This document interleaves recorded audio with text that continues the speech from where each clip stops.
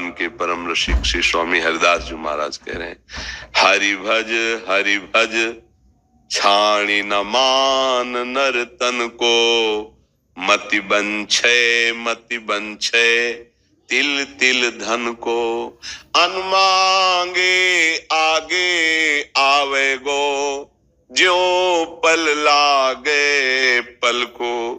स्वामी जी महाराज कह रहे हैं मति बंछे रे तिल तिल धन को। क्यों सोच रहा है? कोई सोचता है मुझे दुख मिले, बलात् भोगना पड़ता है, क्योंकि प्रारब्ध है अशुभ कर्मों का। तो शुभ कर्मों का जब फल आएगा तो सुख सुविधा उन्नति इसका सब विधान बन जाएगा। आप तो ये बहुत बढ़िया होगा अगर ऐसा मान ले, जैसे दूसरी बात कही, जथा लाभ संतोष सदा काहू सो कछ न चाहूंगा, प्रभु से भी कुछ नहीं चाहूंगा। आप जैसे विधान से रखोगे मैं वैसे रखूंगा अपने जीवन को, अपने मन को, अपने इंद्रियों को। बस आपका स्मरण न छूटे, आपका भजन न छूटे। तो आप समझो नाम जब चल रहा है, भगवत स्मरण चल रहा है, तो ये सांसारिक लौकिक भोगों की तो बात जाने दो, अनंत महिमाशाली भगवान को अधीन कर सकता है जो, फिर रिद्धियां सिद्धियां लोक लोकांतर के सुखों की तो बात जाने दो। सुमिर पवन सुत पावन नामू, अपने बस कर राखे रामू। वही नाम है, वही नाम है, कोई दूसरा नाम नहीं। जो बड़े बड़े सिद्ध महापुरुष नाम के आनंद में डूबे वही नाम है। बस हम नाम को पकड़ ले, पक्का विश्वास कर लीजिए। अगर जिह्वा से नाम चल रहा है और हृदय में एक बात है कि भरोसा मुझे भगवान का है, तो निश्चिंत हो जाओ। लोक परलोक के हर सुख तुम्हारे चरणों में आएंगे, पक्का समझ लीजिए। जैसे संत महात्माओं को लोग कहते हैं ना कि कितना वैभव कितना ऐसा कैसे, तो ये छल कपट से नहीं होता है। जब उन्होंने चित्त को भगवान में जोड़ दिया तो दुनिया का वैभव उनके चरणों में लुटने लगा। अगर दुनिया का मालिक अधीन हो जाता है तो मायाकृत वस्तुओं की क्या बात है।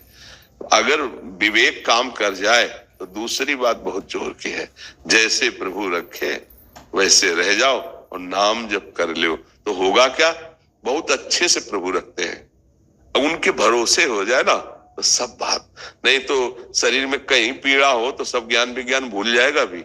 अभी सूचना आ जाए कि आपकी किडनी फेल हो रही है तो प्रश्न भूल जाएगा, उत्तर भूल जाएगा, नहीं भूल जाएगा।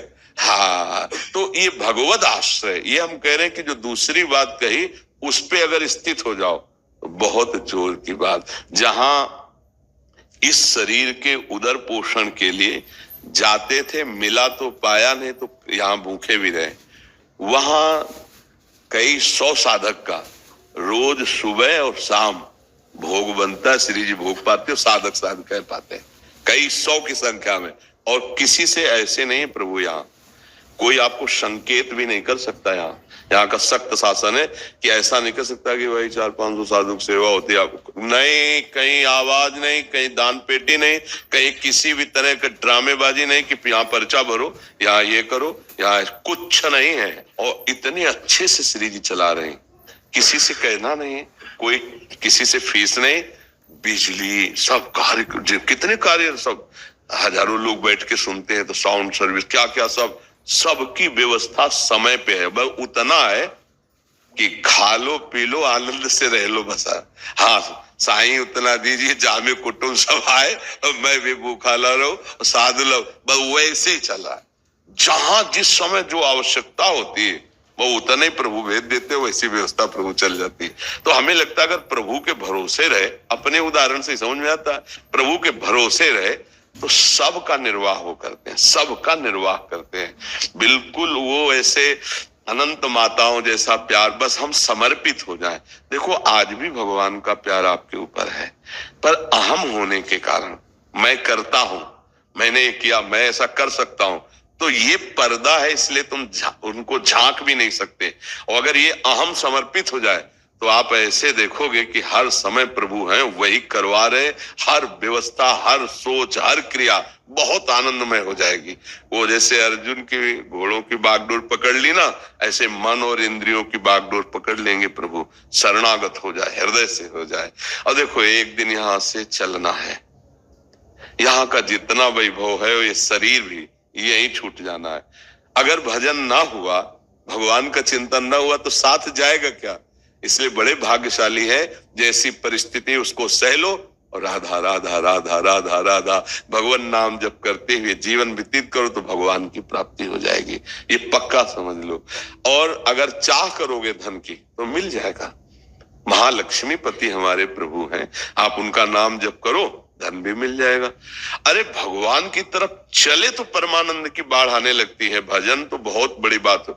ध्रुव जी ने जब पिता की गोद में बैठना चाहा तो सुरुचि माता जो थी उनके मन में अच्छा नहीं लगा कि ये सुनीति का बेटा, सौत का बेटा और मेरे सामने राज सिंहासन में विराजमान महाराज की गोद में बैठे। झिड़क दिया और कहा तू इस लायक नहीं, जा पहले तप करो, मेरे गर्भ से प्रकट हो, फिर सिंहासन में बैठने लायक होगा। माता सुनीति से रोकर बोले। माता ने कहा बेटा ठीक ही कहा है, क्योंकि महाराज मुझे इस समय दासी भी नहीं मानते, पत्नी की तो बात क्या, क्योंकि सुरुचि में आसक्त थे। इसलिए बेटा तू नारायण का भजन कर, वही तुझे जो चाहोगे पूरा। निकल पड़े। 5 वर्ष के बाद आ गए देवर्षि नारद जी।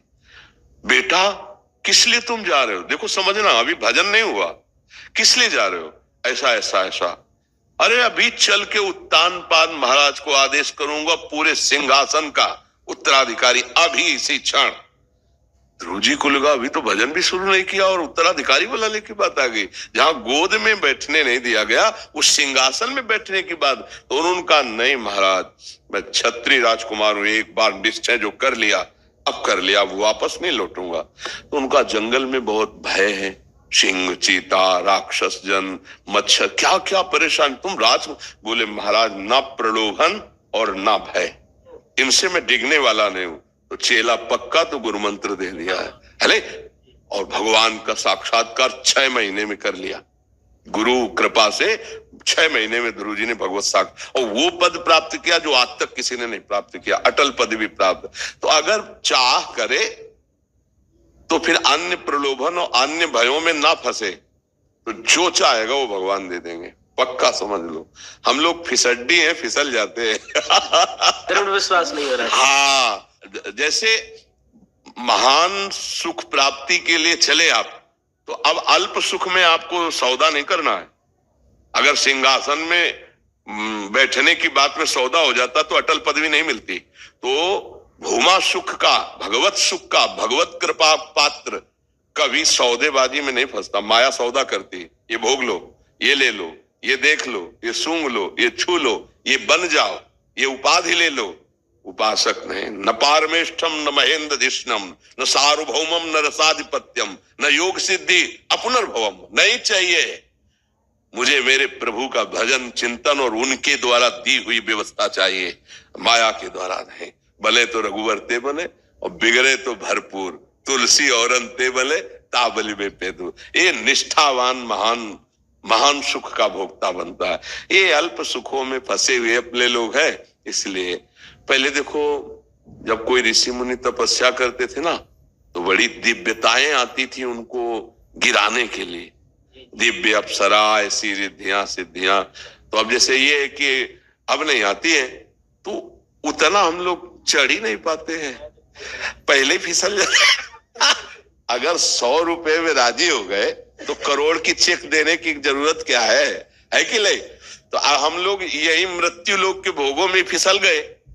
तो अब देवलोक के या दिव्य सिद्धियां या ऐसे दिव्य चमत्कार हृदय में प्रकट हो, अगर हम निष्ठा से बने रहें तो कोई भी परास्त नहीं कर सकता, सीधे भगवान आएंगे।